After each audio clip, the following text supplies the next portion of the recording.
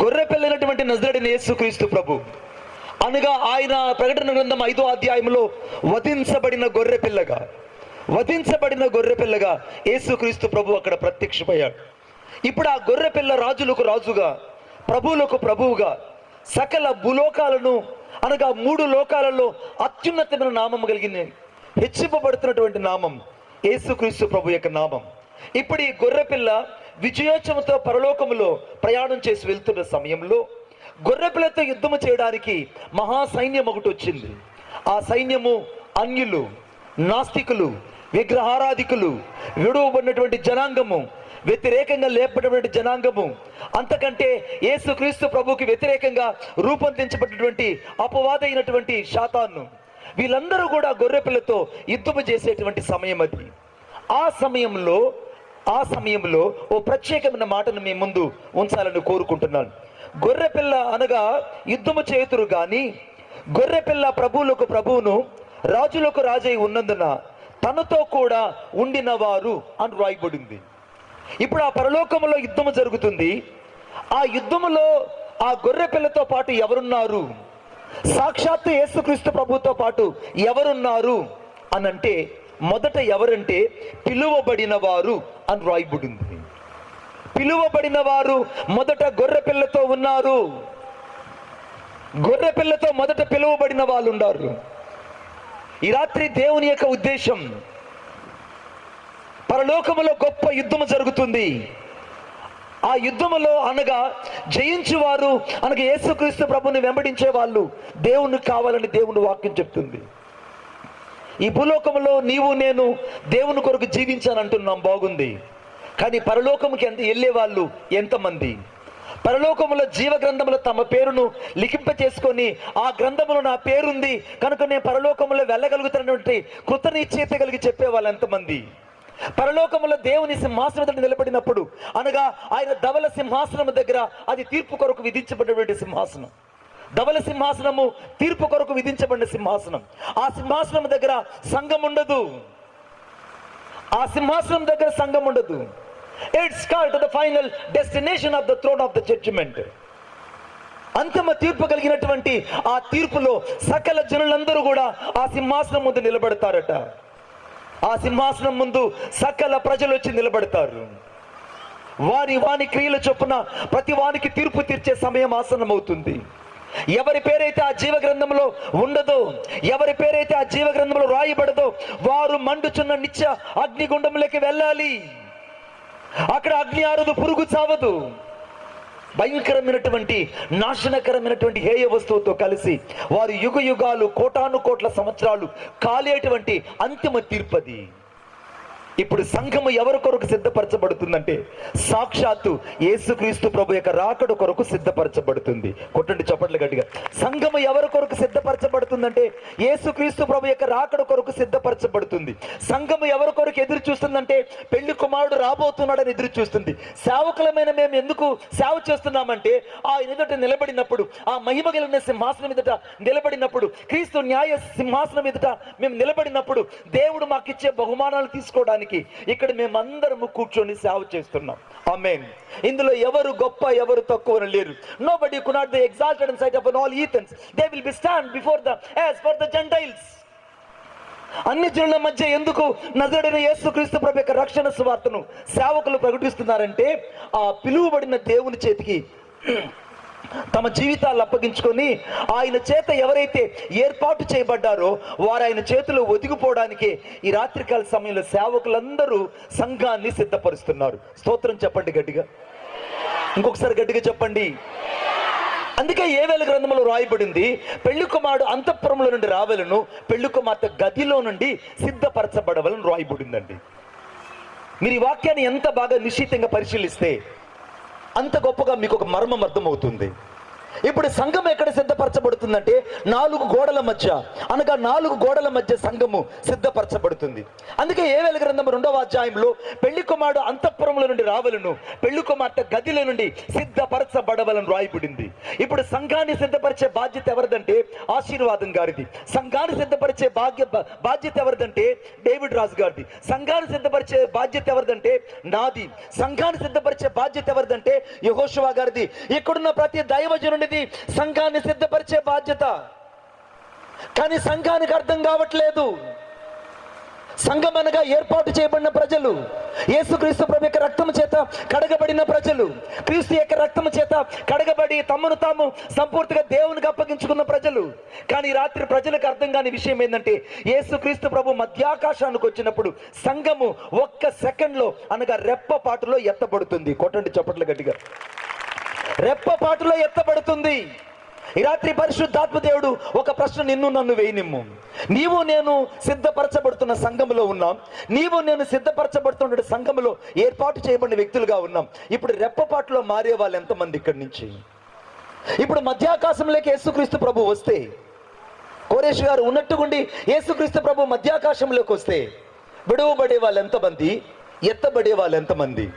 ఆ రోజున డాగులు బాగులు చల్లవు, ఆ రోజులు ప్రసంగాలు చల్లవు, ఆ రోజు మాట తీరు తెలియదు, ఆ రోజున గొప్ప ఆర్భాటాలు కలిగి నేను నీవు అనేటువంటి ఏ విధమైనటువంటి వ్యక్తిత్వ యొక్క మూర్తిమంతం ఏదక్కడ పనిచేయదు.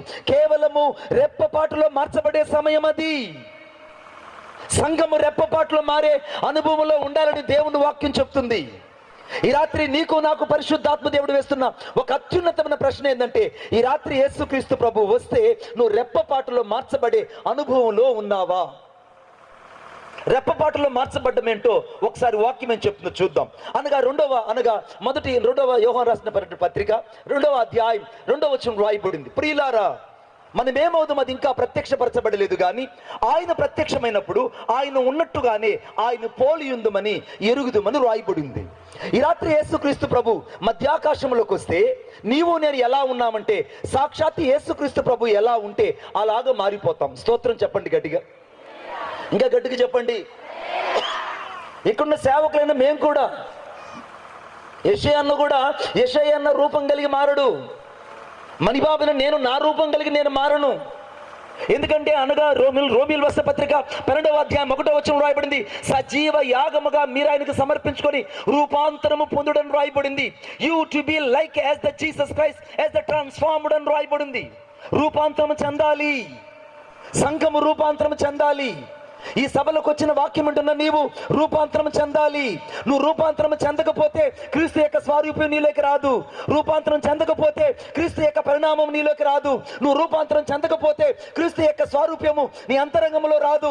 అంతరంగంలోకి ఎప్పుడైతే క్రీస్తు యొక్క స్వారూప్యం రాదో నువ్వు విడువబడతావు.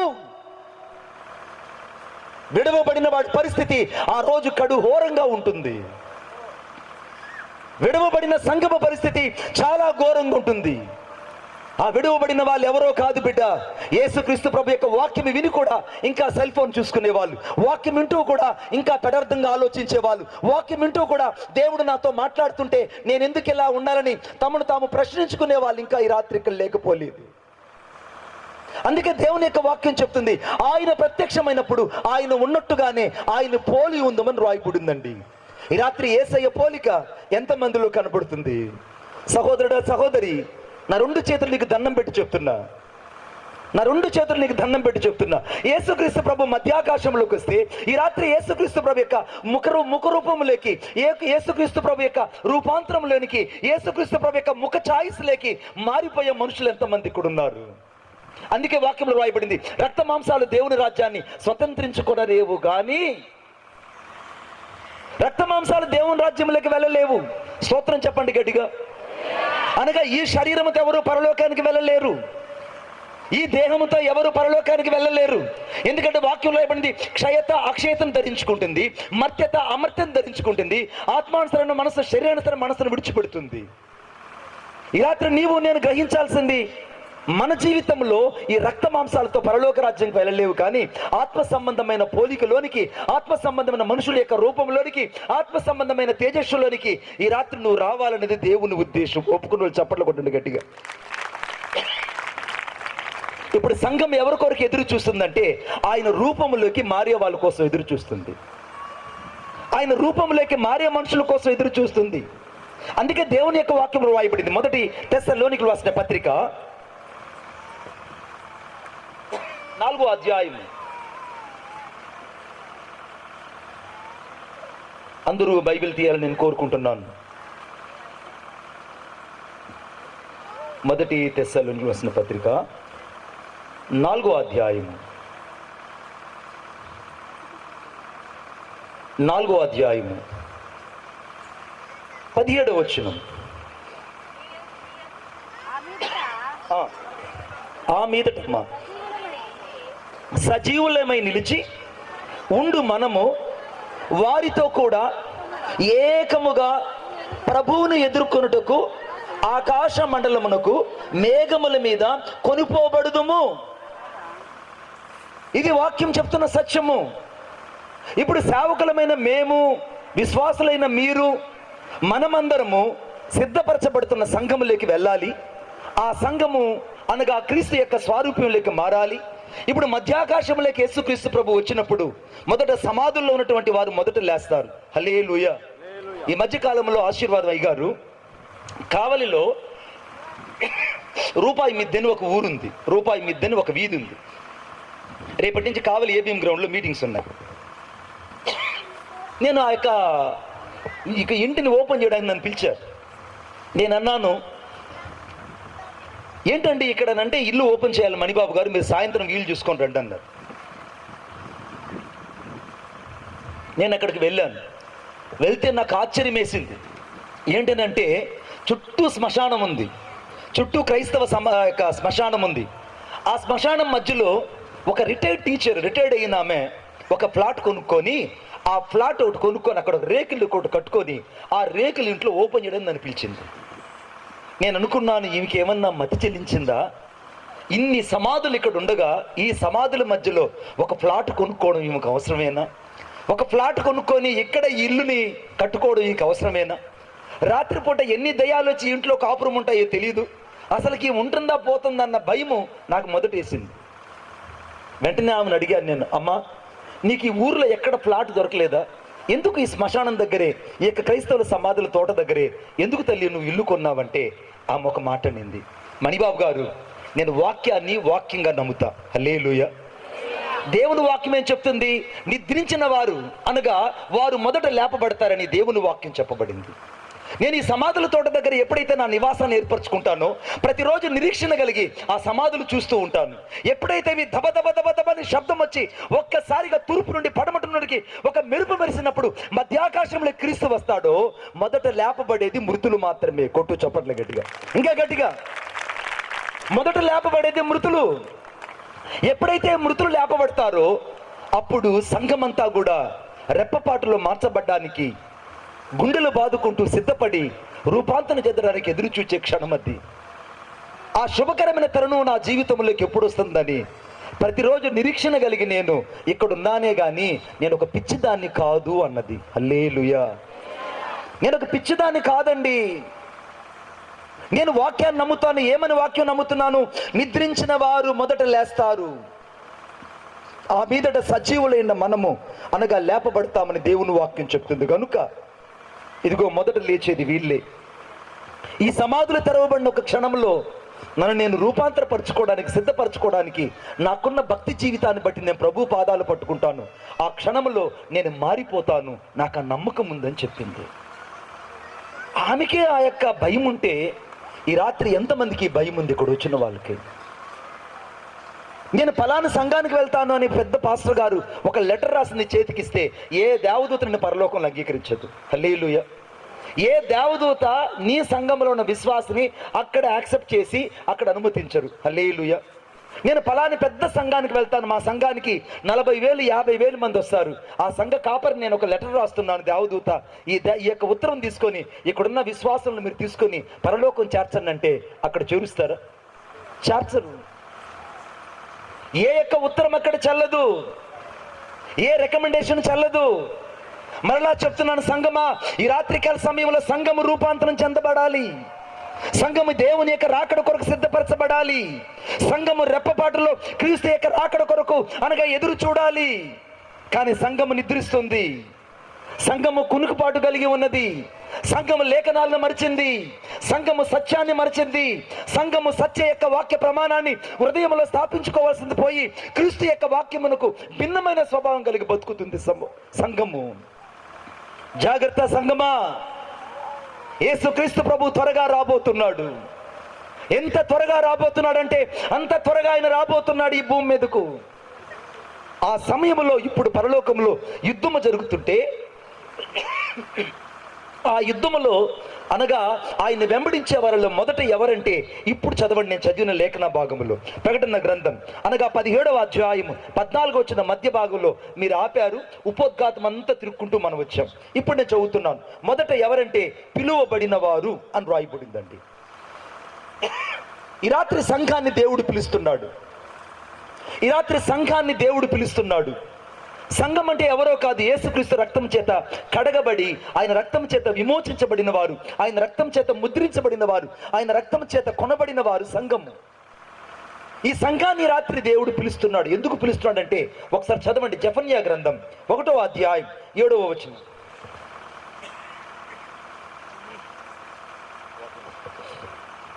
జెఫన్యా గ్రంథం 1వ అధ్యాయం 7వ వచనం. గట్టిగా చదువు, మైక్ ఒకటి ఇవ్వండి అమ్మా.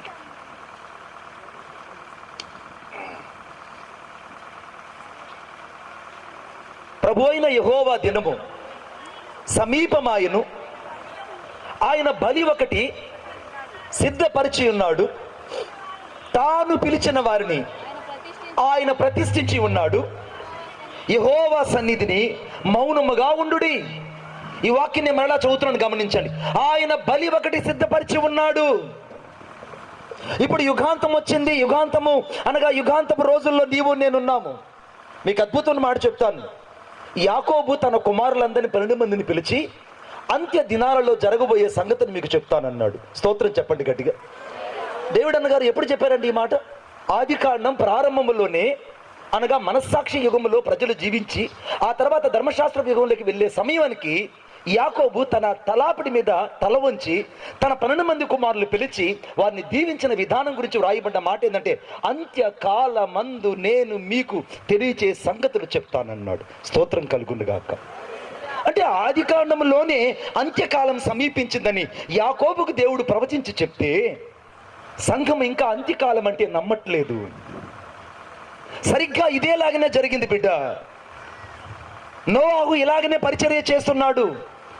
నోవాహు యొక్క భార్య అయినటువంటి జైలా, తన కుమారుడైన షేము, హాము, యాఫేతు, వాళ్ళ 3 కోడండలు, మొత్తం 8 మంది పరిచర్య చేస్తున్నారు. ఆ ఓడను సిద్ధపరుస్తుంటే చుట్టుపక్కల వాళ్ళందరూ వచ్చి గేలి చేస్తున్నారు. ఏమని గేలి చేస్తున్నారంటే, ఏంటయ్యా నోవాహు, నీ ఒక్కడికే దేవుడు చెప్పాడా? ఇప్పటి వరకు భూమి యావత్తు ఆవిరి చేత పంట పండుతుంటే, రాత్రిపూట కురిసే మంచు చేత పంట పండుతుంటే, నీవైతే ఆకాశం తూములు విడబడి వర్షం వస్తుంది అంటున్నావు, మహా గొప్ప ప్రళయం జరుగుతుంది అంటున్నావు. ప్రళయం వచ్చేది లేదు, వర్షము పడేది లేదు. ఈ యొక్క ప్రాంతం అనగా ఈ యొక్క జలప్రళయం వచ్చి ఈ యొక్క ప్రపంచం అంతా నాశనం అయ్యేది లేదు. ఇదంతా నీ అపోహ అని దాదాపు నోవాహుని అందరూ తిరస్కరించారండి. ఈ రాత్రి ఈ సువార్త చెప్తుంటే కొంతమంది మనసులో ఏముంటుందంటే, యేసయ్య రాకడ ఇంకా ఆలస్యం ఉంది, యేసయ్య ఇంక రాళ్లే, యేసయ్య రావడానికి చాలా సమయం ఉన్నది, ఆయన రావాలంటే ఎప్పుడే వచ్చుంటాడు అనుకుంటున్నారు. లేదు బిడ్డ, గర్భిణీ స్త్రీకి అనగా ప్రసవ వేదన వచ్చినట్టు ఈ రాత్రి సంఘములోనికి అకస్మాత్తుగా యేసుక్రీస్తు ప్రభు రాబోతున్నాడు. కొట్టు చప్పట్లు గట్టిగా. యేసుక్రీస్తు ప్రభు గర్భిణీ స్త్రీకి ప్రసవ వేదన సమీపించినట్టు, the birth pain it will be comes to the every womb. సంఘము గుర్తించాల్సింది ఇది. సంఘము చాలా జాగ్రత్తగా ఉండాలి. సంఘానికి దేవుడు ఘోషించి చెప్తున్న మాట, నోవా యొక్క పిల్లలు, తన భార్య, అందరూ 8 మంది కలిసి ఆ ఓడను నిర్మిస్తుంటే ఆ చుట్టుపక్కల వాళ్ళు అన్నారు. వాళ్ళు ఎవరో తెలుసా? మోయాబీలు, అమ్మోలీయులు, గిర్గాషీయులు, పెరజీయులు, హివ్వీయులు, ఇత్తీయులు, యబూసీయులు, గిర్గాషీయులు, రాక్షస జాతంతా నోవాహు చుట్టూ చేరి గేలి చేస్తున్నారు. ఈ రాత్రి సువార్త చెప్తుంటే నడి వీధుల్లో వెళ్ళి చాలా మంది గుంపులు గేలి చేస్తున్నారు. ఆ గుంపుల పేరు నేను చెప్పను. చాలా మంది గుంపుల పేరు చెప్తున్నారు. గుంపులు వారి వారి పేరులను బట్టి రకరకాల ఆర్తధ్వనులు చేస్తూ వారందరూ కూడా భయంకరంగా పైచాచకంగా ప్రవర్తిస్తున్నారు. మేము తిరుపతి శ్రీకాళహస్తిలో దేవుని పరిచర్య చేస్తున్నాం. నిద్ర లేచిన వెంటనే అన్యుల కుటుంబంలో పుట్టిన వ్యక్తిని, నాకు యేసుక్రీస్తు ప్రభువారంటే తెలియదు. నిద్ర లేచిన వెంటనే నేను అంబస్య నారే భువన్నస్య నకస్య నహావృష్టి నహోతో నహీయాన్ సర్వేశ్వరం సర్వశః ఏషం సర్వేషం ఏషం సర్వస్య యశోంతర్యామేషాయేని ఓం శ్రీ మృతమజయాయ నమః. ఈ భూలోకములోనికి దేవాతి దేవుడు రాబోతున్నాడు. ఆయన భూత భవిష్యత్తు వర్తమానాలు ఎరిగిన వాడు. ఆయన భూమి యావత్తును నాశనం చేయడానికి, తీర్పు తీయడానికి ఆయన రాబోతున్న శ్లోకాన్ని సహస్రనామం చేసేవాళ్ళు.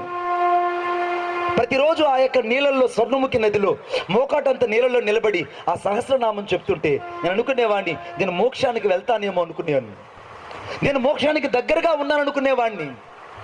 ఆ ప్రాతకాలన అరుణోదయం లేచి అంబస్య నారే భువన్నస్య నకస్య నహావృష్టి ఓం శ్రీ మృతమజయాయ నమః, ఈ మాటను పదే పదే నా జీవితంలో చెప్పేవాడిని. కానీ నాకు నెమ్మది లేదు, సమాధానం లేదు, నిజమైన ఆనందం లేదు. ఇప్పుడు నువ్వు చూస్తున్నటువంటి ఆ యొక్క నిరీక్షణ కలిగిన జీవితం నా హృదయంలో ఆ రోజు లేదు. కానీ నన్ను వెతుక్కుంటూ ఒక వ్యక్తి వచ్చారు. పడిపోయిన నా స్థితిని, చెడిపోయిన నా స్థితిని బాగు చేయడానికి ఒక వ్యక్తి వచ్చారు. ఆయన పేరు నజరేయుడైన యేసుక్రీస్తు ప్రభు. ఆయన పేరు నజరేయుడైన యేసుక్రీస్తు ప్రభు. ఈ రాత్రి చాలా మంది అరుగుల మీద కూర్చొని వాక్యం వింటున్నారు, కొంతమంది చట్టాల మీద కూర్చొని వాక్యం వింటున్నారు, మరి కొంతమంది డినామినేషన్ భేదప్రాయాలు కలిగి వారి వారి అరుగుల మీద కూర్చొని వాక్యం వింటున్నారు, మరి కొంతమంది ఇక్కడికి వస్తే ఏమవుతుందని బైక్ స్టాండ్ వేసి వాక్యం వింటున్నారు, మరి కొంతమంది చట్టాల మీద కూర్చొని వాక్యం వింటున్నారు. నువ్వు ఎక్కడ కూర్చొని వాక్యం వింటున్నా, ఈ రాత్రి నేను ప్రకటిస్తున్న యేసుక్రీస్తు ప్రభు రక్షకుడై ఇక్కడ నిలిచి ఉన్నాడు. నేను ప్రకటిస్తున్న యేసుక్రీస్తు ప్రభు రాజులకు రాజు అయి ఉన్నాడు, ప్రభువులకు ప్రభు అయి ఉన్నాడు. సకల లోకాలను జయించినటువంటి దేవాతి దేవుడైన యేసుక్రీస్తు ప్రభు ఈ భూలోకానికి త్వరగా రాబోతున్నాడు. ఆయన రాబోతున్నాడు. నోవాహు సత్య సువార్తను చెప్తుంటే ఒక్కరు కూడా సువార్త నమ్మలేదండి. నేను చెప్పాను కదా, ఇప్పుడు నేను గిర్గాషీయులు, యెబూసీయులు, హిత్తీయులు, పెర్జీయులు, హివీయులు, ఇంతమంది రాక్షస జాతి అందరూ కూడా నోవాహును గేలి చేశారు. ఎంత గేలి చేశారంటే అంత గేలి చేశారు. కానీ ఆ 3 అంతస్తులు కలిగిన ఓడను సాక్షాత్తు నోవాహు నిర్మిస్తుంటే ఆ నిర్మాణాత్మకంలోనే తండ్రి అయిన దేవుడు, కుమారుడైన యేసుక్రీస్తు ప్రభు, పరిశుద్ధాత్మ దేవుడు ఉన్న విషయం ఎవ్వరికి అర్థం కాలేదు. హల్లెలూయా. ఆ గోడకు ఒకే ఒక కిటికీ ఉన్నది. ఆ కిటికీ సాక్షాత్తు నిరీక్షణకు ఆధారము. ఆ నిరీక్షణే మొదటి తిమోతి పత్రిక 4వ అధ్యాయంలో ఆ శుభప్రదమైన నిరీక్షణే యేసుక్రీస్తు ప్రభు అన్న విషయము ఎవ్వరికి అర్థము కాలేదు. నోవాహు దాదాపు ఆ ఓడ 3 అంతస్తులు కలిగిన ఓడకు ఒకే ఒక ద్వారాన్ని నిర్మించాడు. ఆ ద్వారం ఎవరో కాదు, సాక్షాత్ యేసుక్రీస్తు ప్రభు. అనగా యోహాను రాసిన సువార్త 14వ అధ్యాయంలో నేనే మార్గము, నేనే జీవము, నేనే సత్యమునైన చెప్పిన ఏకైక ద్వారము యేసుక్రీస్తు ప్రభువే. యేసుక్రీస్తు ప్రభువే. ఇప్పుడు ఆ ఓడ ఎవరో కాదు, సాక్షాత్తు క్రీస్తుకు సాదృశ్యంగా ఉంది. రక్షించబడిన వారు నీటి బాప్తిసం ద్వారా ఏ రీతికైతే ఆ ఓడలోకి చేర్చబడ్డారో, ఈ రాత్రి రక్షించబడిన వారు, మారు మనసు పొందిన వారు, పాపాన్ని ఒప్పుకొని ఇంకా పశ్చాత్తాపడి క్రీస్తు రక్తంతో కడగబడిన వాళ్ళు ఆ క్రీస్తు అనే ఓడలోకి చేర్చబడి ఈ నాశనమైనటువంటి యుగాంతంలో నుంచి, ఈ నాశనకరమైన హేయకరమైన పరిస్థితి నుంచి తప్పించబడ్డానికి ఒకే ఒక అవకాశం ఈ రాత్రి యేసు క్రీస్తు ప్రభు ఇక్కడ నిలిచి ఉన్నాడు. స్తోత్రం చెప్పండి గట్టిగా, ఇంకా గట్టిగా చెప్పండి. ఇప్పుడు ఎవరి కొరకు వచ్చి ఆయన బలి ఒకటి సిద్ధపరిచి ఉన్నాడు. అందుకే జెఫన్యా గ్రంథం 1వ అధ్యాయం 7వ వచనంలో ఆయన బలి ఒకటి సిద్ధపరిచి ఉన్నాడు. తాను పిలిచిన వారిని ప్రతిష్ఠించి ఉన్నాడు. ఈ రాత్రి దేవుడు చాలా మందిని పేరు పెట్టి పిలుస్తున్నాడు. ఈ రాత్రి దేవుడు చాలా మందిని ఇంకా నాశనకరమైనటువంటి కూపంలో నుంచి బయటికి రమ్మని ప్రాధేయపడుతున్నాడు. ఇంకా జిగటగల దొంగ ఊబిలో నుంచి బయటికి రమ్మని ప్రాధేయపడుతున్నాడు. ఇంకా చీకట్లో నుంచి, అంధకారంలో నుంచి బయటికి రమ్మని ప్రాధేయపడుతున్నాడు. ఇంకా ఏకరమైనటువంటి జీవితంలో, ఇంకా చీకటికరమైన జీవితంలో, పాపములు ఇంకా చేకూర్చబడి నాశనానికి జోగుతూ ఉంటే ఈ రాత్రి యేసుక్రీస్తు రక్తం ఇక్కడ నిలబడి ఉన్నది. That Jesus Christ is stand before you. He should be cleansed by the blood of Jesus in this night. ఈ రాత్రి యేసుక్రీస్తు ప్రభు యొక్క రక్తము నిన్ను కడిగి శుద్ధీకరించడానికి ఆయనకి నిలిచి ఉన్నాడు బిడ్డ. నా జీవితాన్ని మార్చిన దేవుడు ఈ రాత్రి యవనస్తుడా యవనస్తురాలా నీ జీవితాన్ని మార్చగలడు. ఒకవేళ ఇంకా నువ్వు బాప్తిస్తాన్ని వాయిదా వేసుకుంటుంటే, ఇంకా నువ్వు బాప్తిస్తం గురించి నిర్లక్ష్యం చేస్తుంటే, ఇంకా బాప్తిస్తం గురించి చాలాసార్లు నువ్వు ఇంకా కాలయాపన చేస్తుంటే, ఈ రాత్రి నీకు మిక్కిలి అనుకూలమైన సమయాన్ని యేసుక్రీస్తు ప్రభు ఇచ్చాడు. ఎందుకు ఇచ్చాడంటే వాక్యంలో రాయబడింది. అనగా మొదటి యోహాను రాసిన పత్రిక 1వ అధ్యాయం 7వ వచనం రాయబడింది. అప్పుడు ఆయన కుమారుడైన యేసు రక్తము ప్రతి పాపము నుండి మనల్ని కడిగి పవిత్రులుగా చేయను రాయబడింది. ఈ రాత్రి యేసుక్రీస్తు ప్రభు యొక్క రక్తము ప్రతి పాపము నుండి నిన్ను కడిగి పవిత్రులుగా చేయడానికి ఆయన నీకు నిలిచి ఉన్నాడు. ప్రతి విధమైన చీకటి వ్యసనాల నుంచి నేను బయటకు తీసుకురావడానికి యేసు రక్తంకి నిలబడి ఉంది. యవనస్తుడా, ఇంకా ఎన్నిసార్లు నువ్వు పాపం చేస్తూ పడిపోతూ ఆ పాపంలో జయ జీవితం లేకుండా ఓడిపోతున్నావో, ఈ రాత్రి ఆ పాపములో నుంచి నిన్ను బయటకు తీసుకురావడానికి యేసుక్రీస్తు ప్రభు యొక్క రక్తం ఇక్కడ నిలబడి ఉన్నది. ఈ రాత్రి యేసుక్రీస్తు యొక్క రక్తము ప్రతి యవనస్తుని జీవితాన్ని శుద్ధీకరించగలదు. ఈ రాత్రి యేసుక్రీస్తు యొక్క రక్తము ప్రతి హృదయాన్ని బాగు చేయగలదు. ఈ రాత్రి యేసుక్రీస్తు యొక్క రక్తము ప్రతి పాపి హృదయాన్ని బాగు చేయగలదు. ఈ రాత్రి యేసుక్రీస్తు ప్రభు యొక్క రక్తము ప్రతి హృదయాన్ని నూన్యతపరచగలదు. ఆ రక్తం ఇక్కడ పరిశుద్ధమైన రక్తము. ఆయన బలి ఒకటి సిద్ధపరిచి ఉన్నాడు. అందుకే జెఫన్యా గ్రంథం 1వ అధ్యాయం 7వ వచనంలో ఆయన బలి ఒకటి సిద్ధపరిచి ఉన్నాడు. తాను పిలిచిన వారిని ఆయన ప్రతిష్ఠించి ఉన్నాడు. ఈ రాత్రి దేవుడు నిన్ను ప్రతిష్ఠించాలనుకుంటున్నాడు బిడ్డ తన కొరకు. ఆ గొర్రె పిల్లతో యుద్ధము చేసేవాళ్ళు, వెంబడించేవాళ్ళు మొదటి వారు ఎవరంటే దేవుని వాక్యం చెప్తుంది పిలువబడిన వారు. ఈ రాత్రి పిలువబడిన వారిలో నువ్వు ఉండాలని దేవుడు కోరుకుంటున్నాడు. అందుకే పిలువబడిన అనేక మంది కానీ ఏర్పరచబడిన వారు కొద్దిమంది. చాలా మందికి ఈ సభల గురించి అనగా సువార్త వెళ్ళింది. ఈ సభల గురించి చాలా మందికి వర్తమానం వెళ్ళింది. ఈ సభల గురించి చాలా సంఘాలకి అనగా కరపత్రికలు వెళ్ళాయి. కానీ ఏర్పాటు చేయబడ్డ వారు కొద్దిమందే కదూ. ఆ కొద్ది మందిలో ఈ రాత్రి నువ్వు ఉన్నావు బిడ్డ. నువ్వు అనుకున్నట్టు నీ సేవకుడు నువ్వు ఇచ్చే రూపాయి 10 రూపాయి కోసం బ్రతికేవాడు కాదు బిడ్డ. ఈ రాత్రి నువ్వు ఒక పరిపూర్ణతకు రావాలని దేవుడు నిన్ను కోరుకుంటున్నాడు. చాలా మందికి ఉన్నటువంటి ఒక తప్పుడు అభిప్రాయం ఏంటంటే సేవకుడు అంటే 100 రూపాయలకు, ఒక 50 రూపాయలకు, 10 రూపాయలకు వచ్చిపోయే సేవకుడు అనుకుంటున్నారు. కాదు బిడ్డ. సేవకుడు అంటే సాక్షాత్తు దేవుని చేత ఏర్పాటు చేయబడినవాడు, దేవుని కొరకు ప్రతినిధిగా పంపబడినవాడు, దేవుని చేత రాయిబారిగా ఏర్పాటు చేయబడినవాడు, జగత్తు పునాది వేయబడుకునిపై అన్నది తన సంకల్పంలో జగత్తు ప్రణాళికలో ఏర్పాటు చేయబడిన వ్యక్తి ఒకే ఒక దైవ సేవకుడు. కొట్టు చప్పట్ల గట్టిగా. ఈ సేవకుడికి ఇంటర్వ్యూల వల్ల ఏర్పాటు చేసిన వ్యక్తి కాదు. ఇక్కడ సేవకులందరినీ ఇంటర్వ్యూలు చేస్తే ఇంటర్వ్యూలో సెలెక్ట్ అయ్యి జాబ్కి సెలెక్ట్ అయిన వాళ్ళు కాదు మేము. కేవలం ఆయన ద్వారా సెలెక్ట్ అయ్యి ఇక్కడికి పంపించబడ్డాం. కొట్టు చప్పట్ల గట్టిగా. ఆయన ద్వారా. అందుకే వాక్యంలో రాయబడింది ఇర్మియా గ్రంథం 1వ అధ్యాయం 10వ వచనంలో రాయబడింది. ఇర్మియా గ్రంథం 1వ అధ్యాయం 10వ వచనంలో జనముల మీదను రాజ్యముల మీదను నేను నిన్ను నియమించిన. I have appointed the over nation and kingdoms. I have appointed the over nation. ఈ రాత్రి దేవుడు పిలువబడిన సేవకులు, పిలువబడినటువంటి సంఘాన్ని దేవుడు తన కొరకే ఏర్పాటు చేయబడ్డానికే ఈ రాత్రి దేవుడు నన్ను తన కొరకే ప్రతిష్ఠించుకుంటున్నాడు. నువ్వు ప్రతిష్ఠించబడిన సంఘంగా ఉండాలని దేవుడు కోరుకుంటున్నాడు. ప్రతిష్ఠించబడిన వ్యక్తిగా ఉండాలని దేవుడు కోరుకుంటున్నాడు. ప్రతిష్ఠించబడినటువంటి జాబితాలో నువ్వు ఉండాలని దేవుడు నీ పట్ల ప్రణాళిక కలిగి ఉన్నాడు బిడ్డ. ఈ రాత్రి దేవుడు నిన్ను పిలుస్తున్నాడు. నిజంగా నీ హృదయాన్ని యేసయ్యకి ఇవ్వగలవా? ఇంకా జాగు చేస్తుంటే, ఇంకా నిర్లక్ష్యం చేస్తుంటే, ఇంకా కాలయాపన చేస్తుంటే ఇది నీకు మిక్కిలి అనుకూలమైన సమయము. ఇది నీ మిక్కిలి అనుకూలమైన సమయము. నోవాహుకు ఒక సమయం ఇవ్వబడింది. దాదాపు 100 సంవత్సరాలు భూలోకములు వెళ్ళి సువార్త చెప్పాడు. ఒక్కరు కూడా దేవుని వాక్యం వినలేదు, అర్థం చేసుకోలేదు. దేవుడు నోవాహుతో పాటు తన యొక్క 7 మంది మొత్తం 8 మందిని తీసుకెళ్లి ఆ నోవాహును ఆ ఓడలో పెట్టి దేవుడే స్వయంగా తలుపు వేశాడు. ఇక ఆ తలుపు ఎవరు తీయలేకపోయారు బిడ్డ. ఈ సువార్త ముగించే రోజు ఒకటి రాబోతుంది. వాక్యం ఏం చెప్తుందో చూద్దాం దయచేసి. నా బైబిల్ ఏం చెప్తుందో ఒకసారి చూడండి. ప్రకటన గ్రంథం అనగా 10వ అధ్యాయం, ప్రకటన గ్రంథం 10వ అధ్యాయం 7వ వచనం గట్టిగా చదవండి. 7వ దూత పలుకు దినములలో అతడు బూర ఊదబోచుండగా దేవుడు తన దాసులకు ప్రవక్తలకు తెలిపిన సువార్త ప్రకారము దేవుని మర్మము సమాప్తమగునని చెప్పాను. దేవుని మర్మమే ఈ సువార్త. దేవుని మర్మమే ఈ సువార్త సభలు. ఈ దేవుని మర్మమైనటువంటి ఈ యొక్క సువార్త సభల యొక్క సమాప్తం కాబోతున్నాయి. ఇక సువార్త సభలు జరగవు. దేవుని రాకడ రాబోతున్నది. సంఘం ఎత్తబడుతుంది. ఇక యెహోషువ ఉన్నాడు, పరిశుద్ధులు ఉండరు, ఇక్కడున్న సేవకులు ఉండరు, సంఘాలు ఉండవు. విడువబడిన వాళ్ళే మిగులుతారు.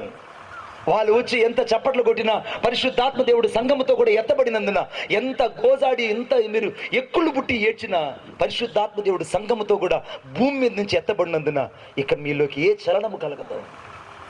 నువ్వు ఎంత రోధించినా ఇక కన్నీళ్లు రావు.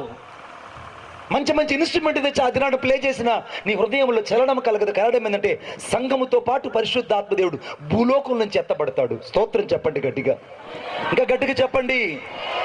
సంఘముతో పాటు పరిశుద్ధాత్మ దేవుడు ఎత్తబడతాడు. ఇక మనుషుడు మాట్లాడాల్సిందే. మనుషుడు మాట్లాడితే ఎవరు కదిలించబడతారు బిడ్డ? ఈ రాత్రి నీతో మాట్లాడుతున్న నజరేయుడైన యేసుక్రీస్తు ప్రభు యొక్క ఆత్మ ఆయన నీతో ప్రేమించి చెప్తున్నాడు, ఇది నీకు మిక్కిలి అనుకూలమైన సమయం. ఆయన పిలువబడిన వారిని ప్రతిష్ఠించాడు. ప్రతిష్ఠించిన వారు సంఘములో ఉన్నారు. సంఘంలో రూపాంతరం కొరకు ఎదురు చూస్తున్నారు. ఆ సంఘం ఇప్పుడు క్రీస్తు రాకడ కొరకు ఎదురు చూస్తుంది. స్తోత్రం కలుగును గాక. ఇప్పుడు నోవాహు తన కుటుంబం అంతా ఓడలో చేర్చబడినట్టే ఈ రాత్రి నువ్వు క్రీస్తు యొక్క రక్షణలోకి చేర్చబడాలి. క్రీస్తు సంఘంలోకి చేర్చబడాలి. దేవుని సంఘంలోకి చేర్చబడాలి. దేవుని యొక్క పరిశుద్ధ సమాజంలోకి చేర్చబడాలి. దేవుని యొక్క యాజక రూపమైనటువంటి సంఘముగా నువ్వు ఏర్పాటు చేయబడినప్పుడు దేవుడు ఆ దినాన్ని నిన్ను ప్రతిష్ఠించి తన కొరకు నియమించుకుంటాడు. హల్లెలూయా. చెప్పండి గట్టిగా, హల్లెలూయా, హల్లెలూయా. అనుకున్న వాళ్ళు చెప్పాలి హల్లెలూయా. గట్టిగా చెప్పాలి హల్లెలూయా. రెండో విషయం చెప్తాను. మొదటిదేమో ఏర్పరచబడిన వారు, రెండవది అనగా మొదటిదేమో పిలువబడిన వారు, రెండవది ఏర్పాటు చేయబడిన వారు. చదవండి నాతో పాటు దయచేసి ప్రకటన గ్రంథం ఇంతకుముందు చదువుకున్నట్టుగా. ఏర్పరచబడిన వారై నమ్మకమైన వారై ఉన్నందున ఆయన రాజులను జయించును. చాలు. రెండవది ఏర్పాటు చేయబడిన వారు. ఏర్పాటు చేయబడిన వారు దేవునికి చాలా అవసరం. మీకు అద్భుతమైన మాట చెప్తాను నేను. దయచేసి నాతో పాటు ఒకసారి బైబిల్లోకి వెళ్ళి చూద్దాం. బైబిల్లోకి వెళ్ళి నాతో పాటు అనగా అపోస్తుల కార్యం. Thank you Jesus. అపోస్తుల కార్యం. మీరు బైబిల్ తీయలేదు, నాకు అర్థమవుతుంది. అపోస్తుల కార్యం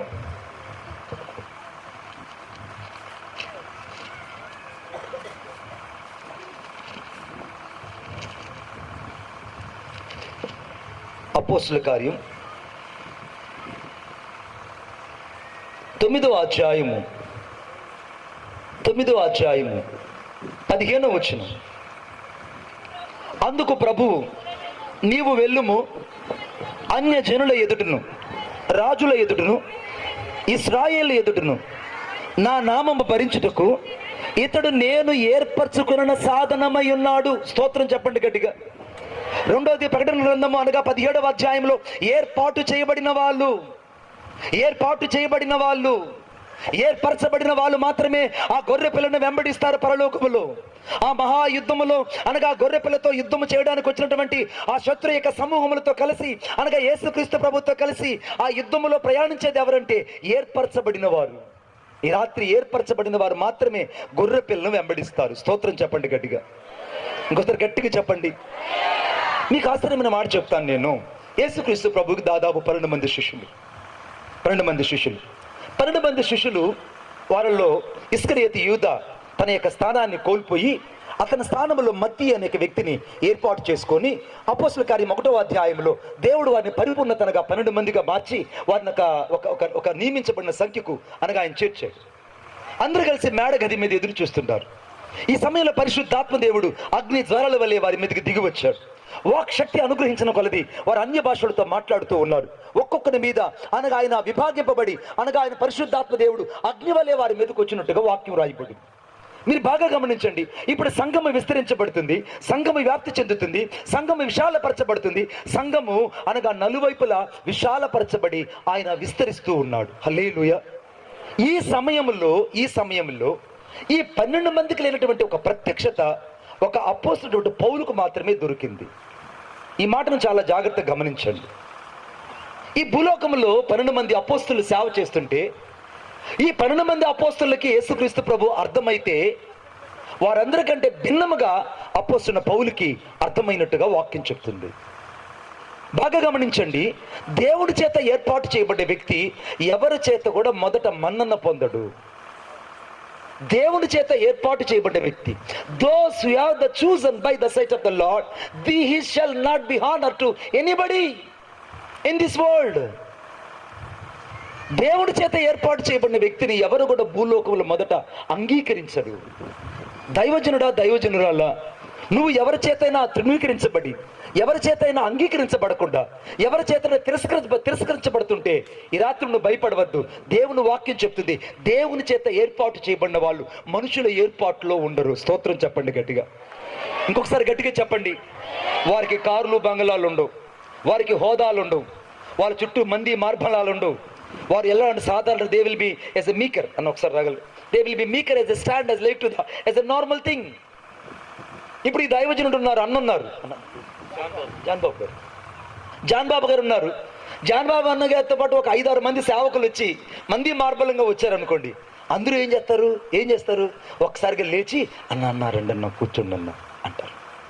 అదే జాన్ బాబు గారు రాత్రింబగలు దేవునితో పెనుగులాడుతూ, కన్నీళ్లతో ప్రార్థన చేస్తూ, సంఘాన్ని సిద్ధపరుస్తూ, సువార్తను రాత్రనక పగలనక ప్రకటన చేస్తూ, భూలోకంలో ప్రజలందరికీ సువార్త ప్రకటించాలని హృదయంలో గొప్ప వాంఛ కలిగి, పరిశుద్ధాత్మ చేత నడిపించబడుతూ, పరిశుద్ధాత్మ చేత నింపబడి, పరిశుద్ధాత్మ చేత బోధించబడి ఈ మీటింగ్కి వచ్చాడు. ఎవరు ఒక్కరే వచ్చారు అనుకోండి. అప్పుడు ఈ ఘనమైన ఈ మనుషులు మిమ్మల్ని చూసి హానర్ చేస్తారా? మీరు చెప్పాలన్నా, ప్లీజ్ చెప్పాలి, నిజం చెప్పాలి. హానర్ చెయ్యరు.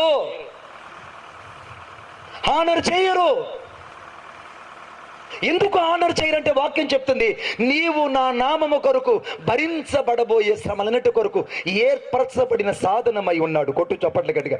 అపోస్తలుడైన పౌలును దేవుడు ఏర్పాటు చేస్తున్నాడు కాబట్టి ఆ సాధనాన్ని దేవుడు ముందుగానే శ్రమల కొరకు సిద్ధపరిచాడు.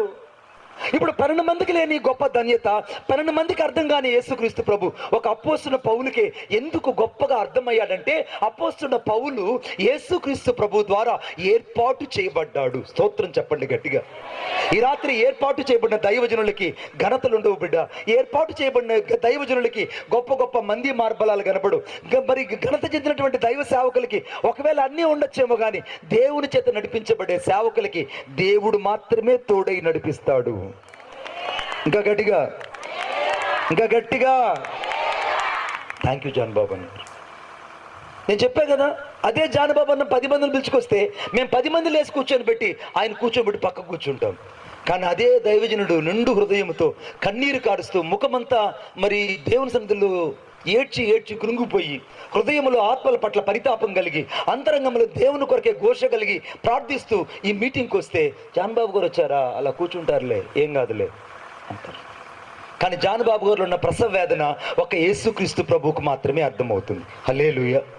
ఈ రాత్రి పరిశుద్ధాత్మ దేవుడు చెప్తున్నాడు, బిడ్డ, ఒకవేళ నిన్ను ఇంకా ఎవరు గౌరవించకపోయినా, ఒకవేళ నిన్ను హానర్ చేసినా చేయకపోయినా, ఒకవేళ నిన్ను గుర్తించకపోయినా, ఒకవేళ నిన్ను పిలవకపోయినా, ఒకవేళ నిన్ను పరామర్శించకపోయినా, ఒకవేళ నిన్ను ఎనదగిన వ్యక్తి కాదు, ఒకవేళ ఎనదగిన వ్యక్తిని అనుకున్నా, ఈ రాత్రి నా ప్రభు అయిన యేసయ్య చెప్తున్నాడు, మనుషుల చేత ఏర్పాటు చేయబడిన వాడు దేవుని ఏర్పాటులో ఉండడు, దేవుని చేత ఏర్పాటు చేయబడిన వాడు మనుషుల ఏర్పాటులో ఉండడు. కొట్టు చప్పట్లు గట్టిగా, ఇంకా గట్టిగా. ఇప్పుడు అపోస్తలుడైన పౌలు అక్కడ దేవుని చేత ఏర్పాటు చేయబడ్డాడు. దేవుని చేత ఏర్పాటు చేయబడ్డ వ్యక్తికి ఒక్క రోజైనా దాదాపు అనేక పత్రికలు రాశాడు. జాన్ బాబు అన్న ఎన్ని రాశాడు అన్న? అయ్యగారు ఆశీర్వాదం ఎన్ని రాశాడండి? అబ్బో, ఆయన రాసినంత పరిచర్య యెరూషలేము నుండి ఇల్లూరు వరకు సువార్త చేశాడు. మొదటి సువార్త దండయాత్రలో ప్రపంచానికి సువార్త అందించాడు. రెండవసారి దండయాత్రలో సువార్త అందించాడు. మూడవసారి దండయాత్రలో సువార్త అందించాడు. ఇంత సువార్త చేసిన వ్యక్తికి ఒక్క రోజైనా ఒక్క వ్యక్తి అయినా డేవిడ్ అన్నయ్య అంత షాల్వా గప్పి సత్కరించారా? ఏందన్నా భలేవాడివే నువ్వు.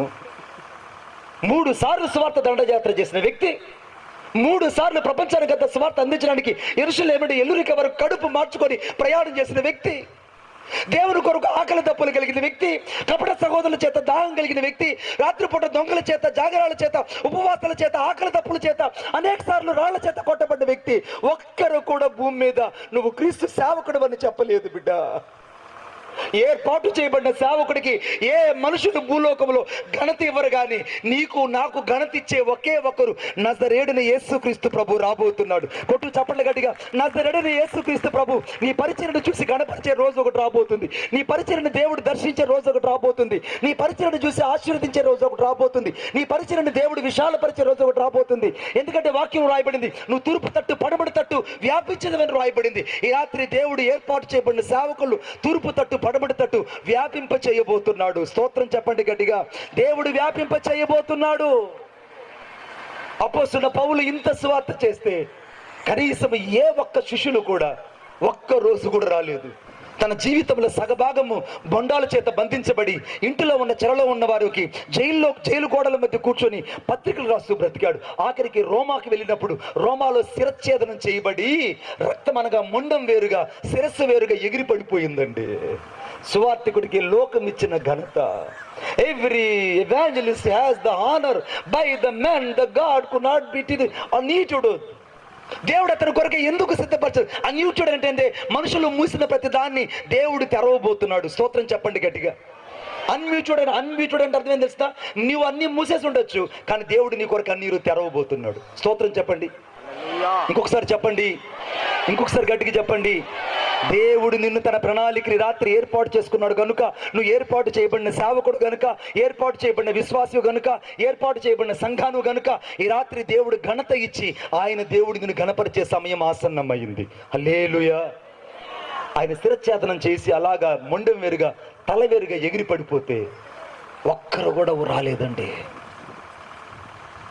రోమా ప్రభుత్వం వాళ్ళే ఆ శిరస్సును ముండాను మూటగట్టి తీసుకొచ్చి అనగా అంతియోక సంఘానికి ఇచ్చినట్టుగా వాక్యంలో రాయబడింది.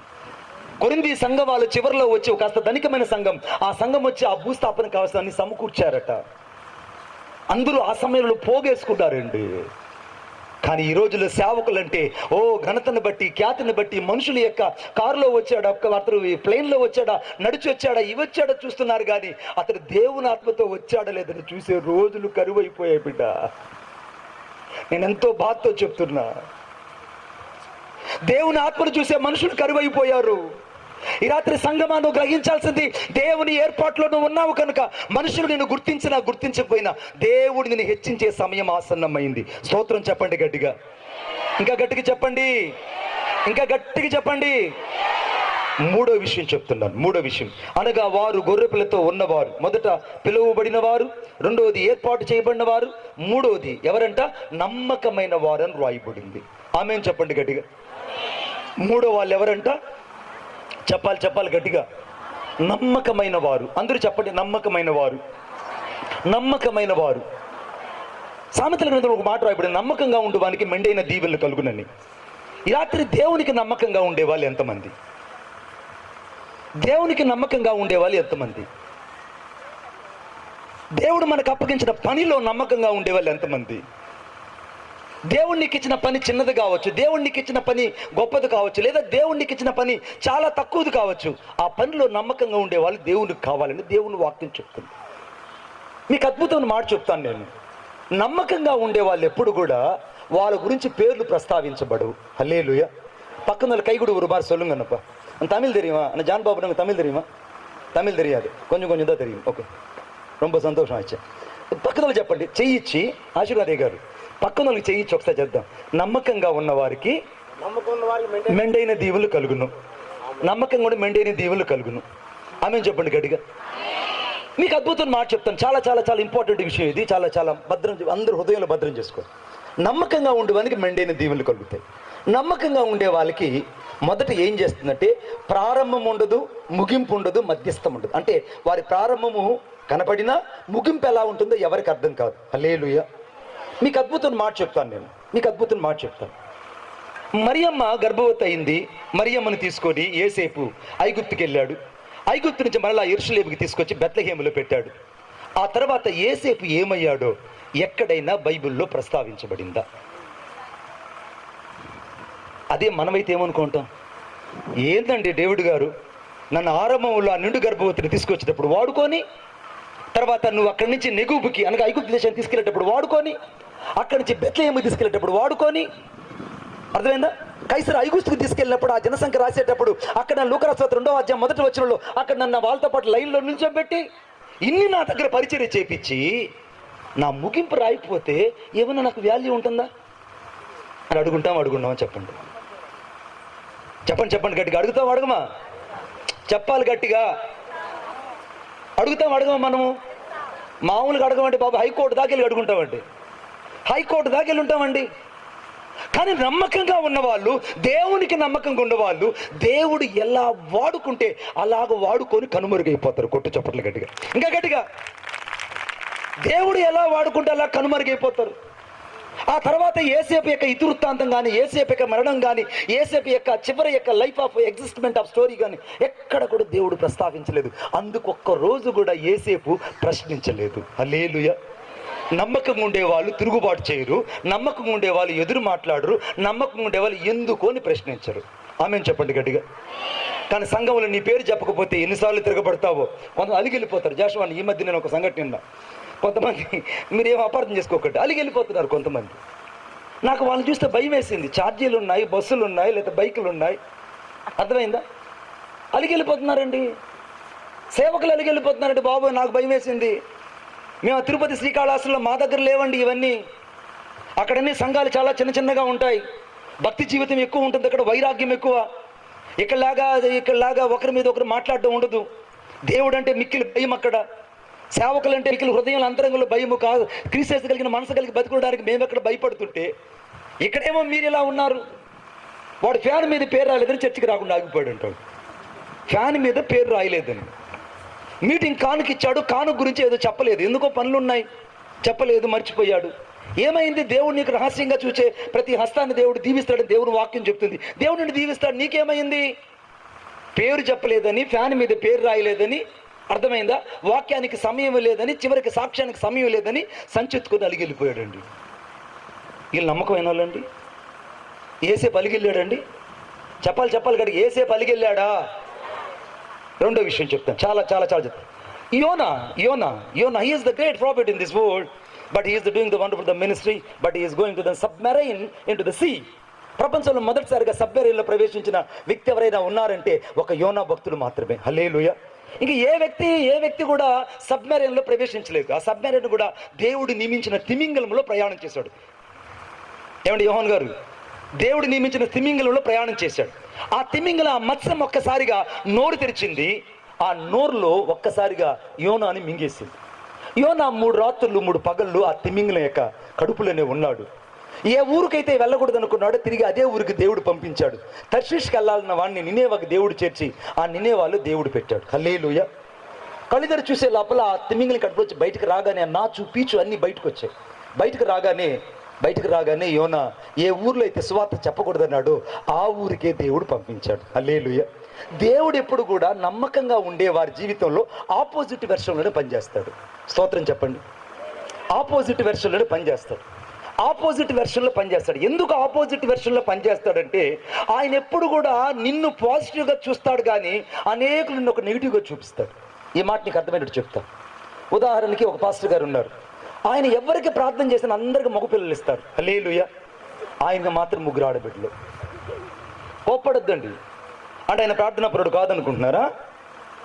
లేకపోతే ఆయన ఏమైనా ప్రార్థన తగ్గిందనుకుంటున్నారా? నా దేవుని యొక్క చిత్తము ఎవరి మీద రుద్దుతాడంటే నమ్మకంగా ఉండే వారి మీదనే రుద్దుతాడు. హల్లెలూయా చెప్పండి గట్టిగా.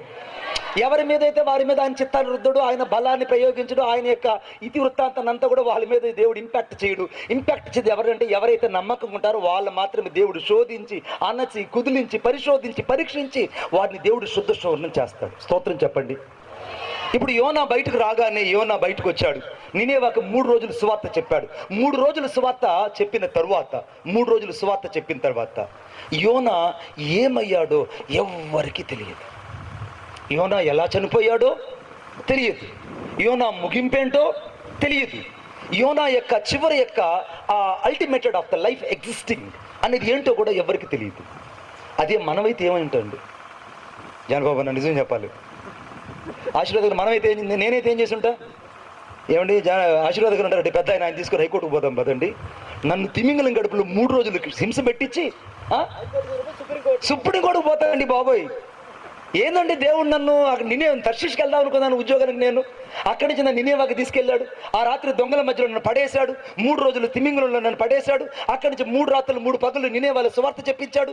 ఆ 3 రోజులు సువార్త చెప్పించి సొరకాయ చెట్టు తీసుకొచ్చాడు. ఆ సొరకాయ చెట్టు దగ్గర నేను వాక్యం చెప్పించాడు. అది మాడిపోయింది. కళ్ళు చూసే లోపల నువ్వు ఏమయ్యావో నాకు తెలియదు అంటున్నాడు. మళ్ళీ యోనా ఏమయ్యాడో ఎవరికి తెలియదు. స్తోత్రం చెప్పండి గట్టిగా. నేను చెప్తున్నా చాలా సీరియస్ మాట అండి. నమ్మకముగా ఉండే వాళ్ళ జీవితంలో దేవుడు ఎప్పుడు ఎక్కడి వరకు పరిమితిస్తాడో అక్కడి వరకే వాళ్ళు పరిచర్య చేస్తారు. ఈ రాత్రి దేవుడు నిన్ను ఒక నమ్మకమైన వ్యక్తిగా చూడాలనుకుంటున్నాడు. యేసయ్యకు ఒక నమ్మకమైన వ్యక్తిగా యేసన్న గారు కనపడ్డారు కాబట్టి ఆయన పరిచయను దేవుడు దశలో వ్యాపింపజేశాడు. కొట్టడి చప్పట్లు గట్టిగా, ఇంకా గట్టిగా. భక్సింగ్ గారిని దేవుడు ఒక నమ్మకమైన వ్యక్తిగా చూశాడు కాబట్టి ఆయన ద్వారా దేవుడు కొన్ని వేల సంఘాల్ని ఖండాలలో విస్తరింపజేసినట్టుగా దేవుడు ఆశీర్వదించాడు. విజయ్ దినకరన్ గారిని ఒక నమ్మకమైన వ్యక్తి కనుకనే అతని ద్వారా దేవుడు ప్రపంచాన్ని అనగా సువార్త అందించినట్టుగా కదిలించాడు. బిల్లీ గ్రహాం గారు దేవుని దృష్టికి ఒక నమ్మకమైన వ్యక్తిగా కనుకనే అతని ద్వారా దేవుడు ప్రపంచాలను ఖండాలను తన చేతికి అప్పగించాడు. ఈ రాత్రి నమ్మకమైన వాళ్ళు దేవునికి కావాలి బిడ్డ. సేవకుడు నమ్మకంగా ఉండాలి. సేవకుడు నేను ముందు నమ్మకంగా ఉండాలి. నా క్యారెక్టర్లో నమ్మకం ఉండాలి, భక్తిలో నమ్మకం ఉండాలి, ప్రార్థనలో నమ్మకం ఉండాలి, వాక్యజ్ఞానంలో నమ్మకం ఉండాలి, నా యథార్థతలో నమ్మకం ఉండాలి, బహిరంగంగా నమ్మకం ఉండాలి, నేను రహస్యంగా ఉన్నప్పుడు కూడా నమ్మకంగా ఉండాలి. యోనా జీవితంలో అన్నీ జరిగిపోయిన తర్వాత యోనా ఏమైపోయాడో ఎవ్వరికి తెలియదు. ఒకవేళ యోనా స్థానంలో మనమే గాని ఉంటే ఇక చిన్న తగాదా వేసుండం. హల్లెలూయా. ఏదండి బాబు అంత పరిచర్య చేయించుకొని ఏం దేశ అన్న, ఏం చిన్న కథను నా దగ్గర చేసింది ఆయన. ఇంత కథ నా దగ్గర చేయించి సబ్బెరుళ్ళు ప్రయాణం చేయించి ఆ నాచు పీచు ఇవన్నీ నేను భరించుకొని బయటకు వచ్చి సువార్త చెప్తే లాస్ట్ మినిట్ నేను ఏం అడగలేదు ఏసయ్యని, ఏసయ్యా నా ముగింపు ఎలా ఉంటుంది 2 లైన్లు రాయే ఏసయ్యా అంటే రాశాడా? అయ్యా రాశాడా? రాయలేదండి. అన్నయ్య ఇక ఏది లేదు. యేసుప్రభు ఒక్క మాట చెప్పారు, యోనా గురించి సూచకుడు గొప్ప తప్ప ఇంకేది లేదు భూమి మీద. యోనా ముగింపు ఎలా ఉందో ఎవరికి తెలియదు. నమ్మకంగా ఉండేవాళ్ళు దేవుని ప్రశ్నించరు. స్తోత్రం చెప్పండి గట్టిగా. నమ్మకంగా ఉండేవాళ్ళు దేవుని చిత్తానికి వ్యతిరేకంగా మాట్లాడరు. నమ్మకంగా ఉండేవాళ్ళు దేవుని యొక్క పరిమితి కలిగిన ప్రణాళికలో భద్రపరచబడతారు. ఆమేన్ చెప్పండి. మూడో వ్యక్తిని చెప్తాను. నమ్మకంగా ఉండే వ్యక్తి మూడో వ్యక్తి అంటే వాళ్ళ జీవితంలో ముగింపు ఎలా ఉన్నా వాళ్ళు ఎదిరించి మాట్లాడలేదు. మూడో వ్యక్తి చాలా ముఖ్యమైన వ్యక్తి. Is the very greatest the person that ఎస్తేరు గ్రంథంలో ఒక వ్యక్తి ఉన్నాడు. అతని పేరు మొర్దెకై జీవితంలో ఎస్తేరుని పెంచాడు. ఆశ్వారేషికి భారీగా తను అక్కడ చేయించాడు. అక్కడి నుంచి హేగే చేత హెచ్చరించబడి అక్కడ ఉన్నటువంటి వాళ్ళందరినీ ప్రయత్నించాడు. ఆ తర్వాత యూదా ప్రజలందరినీ ఈ ఉపవాసానికి సిద్ధపరిచాడు. అక్కడి నుంచి షూషాను కోటలోకి వెళ్ళాడు. ఇన్ని ఆధిక్యతలు మొర్దెకై సంపాదించుకున్నాడు. ఇశ్రాయేల్ అందరినీ కాపాడుకోవడానికి ఒక నాయకుడిగా బతికాడు. హల్లెలూయా. కానీ మొర్దెకై జీవితం ముగింపు ఎలా ఉంటుందో ఎస్తేరు గ్రంథంలో కనబడలేదు. మొర్దెకై జీవితం ముగింపు ఎలా ఉంటుందో కనబడలేదండి. ప్రధానమంత్రి అయ్యాడని కదా, ఆ ప్రధానమంత్రి ఎలా చనిపోయాడో, ఏసేపు చనిపోయాడు, ఎముకలు సైతం తీసుకొని మళ్ళా వాళ్ళు పాలస్తీనా దేశానికి వచ్చినట్టుగా ఎర్ర సముద్రం నడిచినట్టుగా వాక్యాలు చదువుతున్నాం. హల్లెలూయా. కానీ ఇక్కడ మొర్దెకై రాయబడలేదే. 3 రోజులు ఉపవాసం ఉండి సమస్త యూదా జాతిని రక్షించుకోవడానికి ప్రయత్నించిన నాయకుడు అండి. తన మరణం గురించి అక్కడ రాయబడలేదు. తన ముగింపు ఏమైందో రాయబడలేదు. తన వృత్తి వృత్తాంతపు ముగింపు ఏమైందో కూడా దేవుడు చెప్పడానికి ఇష్టపడలేదండి. కారణం నమ్మకంగా ఉండేవాళ్ళు దేవుణ్ణి ఎదిరించి ప్రశ్నించరు. గట్టిగా చప్పట్లు కొట్టండి, ఇంకా గట్టిగా, పచ్చు చప్పట్లు కాదు. నమ్మకంగా ఉండే సేవకుడు, నమ్మకంగా ఉండే సేవకురాలు, నమ్మకంగా ఉండే పరిచారకుడు, నమ్మకంగా ఉండే సువార్థికుడు ఎప్పుడు కూడా దేవుణ్ణి ప్రశ్నించడు. ఎందుకు ప్రభువా నాకు ఇది జరిగింది, ఎందుకు నాకు ఇలాగ నువ్వు చేశావు, నా జీవితంలో ఎందుకు నాకు ఇది అనుమతించావు, నాకు మాత్రమే ఎందుకు ఇలా జరగాలని ఎదిరించి ప్రశ్నించడు. అందుకే వాక్యం రూపించబడిన వానితో వాదించువానికి శ్రమ. రూపించబడిన వానితో వాదించే వానికి శ్రమ. కుమ్మరివాడు పాత్ర చేశాడండి, మంటి పాత్ర చేశాడు. ఎండాకాలం నీళ్లు తాగే కుండలుగా చేసుకుంటాడు.